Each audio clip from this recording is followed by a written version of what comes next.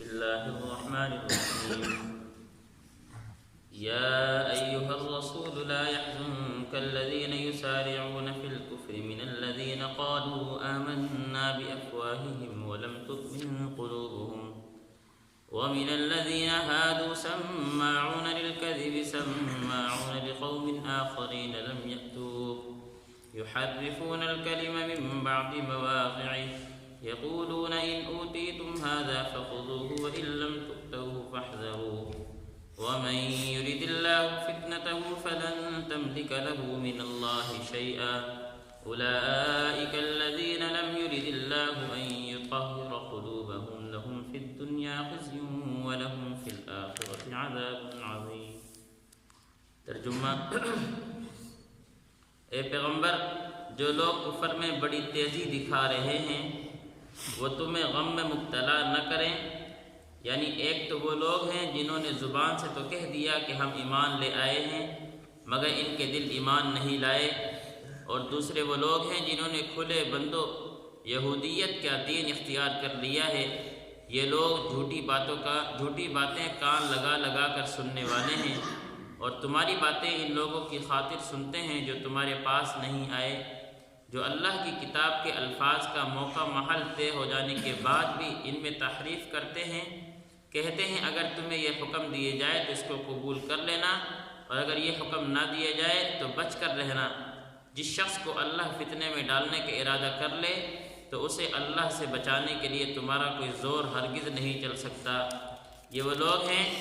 کہ ان کی نافرمانی کی وجہ سے اللہ نے ان کے دلوں کو پاک کرنے کا ارادہ نہیں کیا۔ ان کے لیے دنیا میں رسوائی ہے اور انہی کے لیے آخرت میں زبردست عذاب ہے۔ اس آیت میں اللہ رب العزت نے آپ علیہ السلام کو تسلی دی ہے اور ساتھ ہی منافقین اور یہودیوں کی مذمت بیان کی ہے۔ یہودی یہ ایسا سازشی ٹولہ تھا کہ یہ اس وقت کے لوگوں کو گمراہ بھی کرتا تھا کہ آپ علیہ السلام کے بارے میں کہا کرتا تھا کہ ایک آدمی ہے، اس نے نبوت کا دعویٰ کیا ہے، وہ ایسی الٹی سیدھی نعوذ باللہ باتیں کرتا ہے، اگر وہ یہ باتیں کرے تو یہ تو قبول کر لینا، یہ باتیں کرے تو اس کو قبول نہ کرنا۔ یعنی تورات میں آپ علیہ السلام کی تعریفات کے جو کلمات تھے ان کو چھپایا کرتا تھا۔ اسی طرح وہ احکامات جو اللہ رب العزت نے قوم یہود میں رکھے تھے اور وہی احکامات قرآن مجید میں بھی اللہ نے دیے، وہ ان احکامات کو چھپا لیا کرتا تھا۔ مثال کے طور پر ایک دفعہ خیبر کے جو یہودی رہنے والے تھے ان میں زنا ہو گیا۔ ایک شادی شدہ جوڑے نے آپس میں زنا کر لیا۔ زنا کرنے کے بعد یہودی قوم کے جو سردار تھے انہوں نے بنی قریظہ والے جو تھے ان کو بھیجا آپ علیہ السلام کے پاس کہ جاؤ فیصلے کے لیے کہ وہ محمد جس نے نبوت کا دعویٰ کیا ہے اس کے دین میں بڑی آسانی ہے، وہاں جا کر اس کا فیصلہ کرواؤ۔ جب یہ لوگ آپ علیہ السلام کے پاس آئے تو شادی شدہ اگر زنا کر لے تو اس کی جو سزا ہے شریعت میں وہ سنگسار ہے کہ اس کو پتھر مار مار کر ختم کر دیے جائے، غیر شادی شدہ ہے تو اس کے لیے 100 کوڑے ہیں۔ تو یہی سزا اس وقت ان کے دین میں بھی تھی اور یہی سزا اللہ رب العزت نے شریعت محمدیہ میں بھی رکھی ہے۔ جب یہ لوگ آپ علیہ السلام کے پاس آئے تو آپ نے پوچھا ہاں بھی تمہاری کتاب میں اس کی کیا سزا تھی؟ تو آپ علیہ السلام کو پتہ تھا، وہ کہنے لگے کہ ہماری جو کتاب میں اس میں سزا یہ تھی کہ کسی گدھے کو اوپر بٹھا کر منہ کالا کر کے اس کو چکر لگوا دیا جائے اور اس کو چھوڑ دیا جائے۔ حضرت عبداللہ بن سلام رضی اللہ تعالی عنہ یہ اسلام لے کر آ گئے تھے، یہ وہیں بیٹھے ہوئے تھے، تو انہوں نے کہا جھوٹ کیوں بولتے ہو، لے آؤ تورات۔ جب تورات لائی گئی تو وہ جو جگہ تھی جہاں پر اس چیز کا ذکر تھا کہ شادی شدہ اگر زنا کر لے تو اس کو سنسار کیا جاتا ہے، وہاں ہاتھ رکھ لیا۔ حضرت عبداللہ بن سلام نے کہا کہ یہاں سے ہاتھ تو اٹھاؤ، دیکھو نیچے کیا لکھا ہوا ہے۔ تو یہ ایسے لوگ تھے کہ دین میں تحریفات کیا کرتے تھے اور کہتے تھے کہ اگر محمد یہ بات کرے تو اس کو تو مان لینا اور اگر یہ بات کرے تو اس کو نہ ماننا۔ اللہ نے کہا کہ اے پیغمبر ان کی ان سازشوں سے پریشان نہ ہونا، ان کا کام ہی یہی ہے۔ اللہ رب العزت نے ان کی اس نافرمانی کی وجہ سے ان کے دلوں پہ مہر لگا دی ہے۔ آج دنیا میں ان کے لیے رسوائی ہے